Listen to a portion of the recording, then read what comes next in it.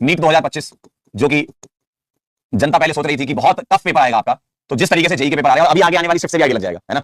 अभी क्लास चलते चलते अगला पेपर भी आ जाएगा अपने पास, तो उसमें भी देख लेंगे क्या है। तो मुझे लगता है कि अगर पहला या दूसरी शिफ्ट ऐसी है, मतलब पहले दूसरी शिफ्ट में ऐसे सवाल है, तो आने वाले जो शिफ्ट है उसमें भी इसी टाइप के सवाल होंगे, यानी कि एनटीए फुल मूड बना चुका है कि जो पीडब्ल्यू वाले पढ़ाएंगे वही देंगे। ठीक है, एनटीए पूरा मूड बना चुका है। ठीक है, तो पेपर इजी आएगा, ओवरऑल देखा जाए तो इजी पेपर आने वाला है।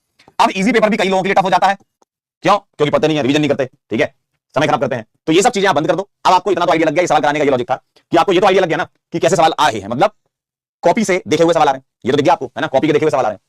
तो अब आपको यहां से क्या करना है, अब आपको यहां से, आपको मुझे दोनों कोई, मुझे तो रिवीजन कराना है, आपको रिवीजन करना है, ठीक है, लेकिन आपको अपनी तरफ से क्या करना है, आपको ना कॉपी जो है ना, इस पर बहुत फोकस करना है। कॉपी में जो सवाल हो रहे हैं, जो होमवर्क के सवाल हो रहे हैं, ठीक है, इसके अलावा कॉपी में होमवर्क आप अलग से लिखते हो, कॉपी वाले मतलब जो क्लास के नोट्स होते हैं ना, तो ये तो क्लास नोट्स हो गए आपके, इस पर आपको पूरा फोकस करना है, इसके अलावा इधर उधर भटकने की जरूरत नहीं है, ठीक है। होमवर्क आप करिए, ठीक है, इसके साथ साथ आप जो टेस्ट दे रहे हैं उन टेस्ट को दीजिए, और वो देते ही हैं, इन टेस्ट का एनालिसिस करके बस गलतियां अवॉइड कर लेंगे ना आप, ठीक है। होमवर्क आप करिए, ठीक है, इसके साथ साथ आप जो टेस्ट दे रहे हैं उन टेस्ट को दीजिए, और वो देते ही हैं, इन टेस्ट का एनालिसिस करके बस गलतियां अवॉइड कर लेंगे ना आप, ठीक है। इसका एनालिसिस करके सिर्फ मिस्टेक आप फाइंड करिए, और आप लोग इतने तेज तो हो ही गए हो कि सवाल देख के ये तो पता लगा सकते हो कि कौन से चैप्टर का है। ऐसा तो नहीं होगा तुम्हारे साथ, इतने दिनों से मैं तुम्हें पढ़ा रहा हूं, इतना तो मुझे आइडिया लग गया है तुम्हारे बारे में कि भाई साहब सवाल देख के तुम्हें ये पता लग जाएगा कि कौन से चैप्टर का है, कौन से टॉपिक का है, बस मुझे याद नहीं है, या हो सकता है मैंने रिवाइज ना किया हो या रिकॉल नहीं हो पा रहा, बस ये चीज होती है, ठीक है। तो स्पेशली ऑर्गेनिक की मैं बात कर रहा हूं आपसे, है ना, मैं स्पेशली ऑर्गेनिक, क्योंकि ऑर्गेनिक का मुझे पता है, बाकी सब्जेक्ट का मुझे आइडिया नहीं है। ऑर्गेनिक में सिर्फ आपको नोट्स देखने हैं, ठीक है। ऑर्गेनिक में आपको क्या करना है, शॉर्ट नोट्स रिवाइज करते रहिए लगातार, शॉर्ट नोट्स रिवाइज करते रहिए जितनी बार कर पाए, जब मन करे तब।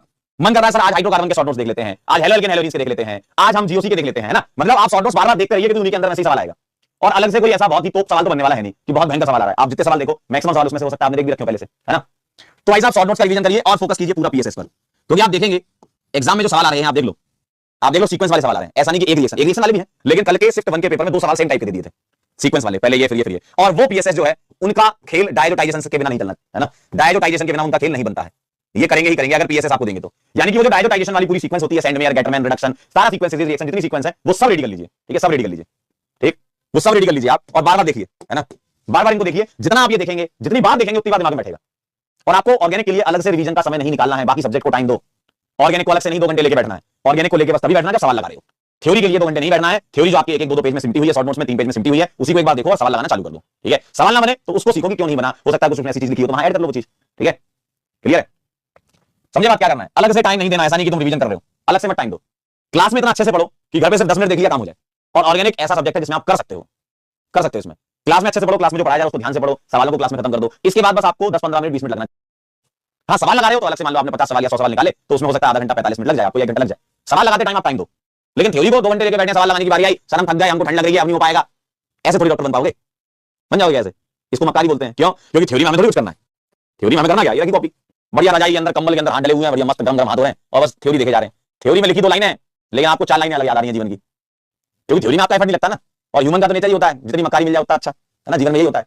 कौन काम करना चाहता है बताइए, कौन सुबह उठ के पढ़ना चाहता है ना, ऐसे होता है ना। तो थ्योरी में आपका एफर्ट नहीं लगता, आपको समझ आता है, तो उसमें ज्यादा समय मत दो, 10-15 मिनट दो बस, क्योंकि सवाल लगाने में दिमाग चलाना पड़ेगा, लिखना पड़ेगा, रिएक्शन लिखनी पड़ेगी, तब आपको लगेगा अरे यार मेरे से एफर्ट, बहुत मेहनत करवा रहे लोग, घर वालों ने मुझे इसलिए पैदा किया कि मुझसे मेहनत करा सके। अरे भाई वो तुम लोगों के लिए सोच रहे हैं, डॉक्टर बन जाओगे, बहुत बढ़िया काम हो जाएगा, जीवन में कुछ अच्छा कर लोगे, है ना, ठीक है। तो थ्योरी को कम से कम, अगर आप ऑर्गेनिक का रिवीजन कर रहे हैं, 20% समय थ्योरी को, 80% समय आपको देना सवालों को, तब आपकी ऑर्गेनिक अच्छी होगी। आप 100% थ्योरी देखते रहोगे तो काम नहीं चल पाएगा आपका। थ्योरी देखना इंपॉर्टेंट है, मना नहीं कर रहा हूं कि इंपॉर्टेंट नहीं है भाई, थ्योरी से तो सीखोगे क्या करना है, लेकिन उतना टाइम मत दो इसमें, 20-25% टाइम दो बस अपना, ठीक है। आसान आएगा पेपर, डोंट वरी। कह रहे हैं what should be the safe score, बेटा अपने आप को डिफेंड मत करो, है ना, ये कमजोरी की निशानी, अपने आप को डिफेंड करना। कह रहे हैं what is the safe score, अरे अब अगर तुम्हें कोई बता दे कि सेफ स्कोर ये है, ठीक है, तो तुम पता क्या करोगे, तुम अपने आप को वहीं डिफेंड कर लोगे कि भाई साहब इतना सेफ है, मैं तो इतना ही लाना है मुझे। अरे यार जब तक बड़ा नहीं सोचोगे तो पढ़ोगे कैसे, बढ़ोगे कैसे आगे, क्या यार।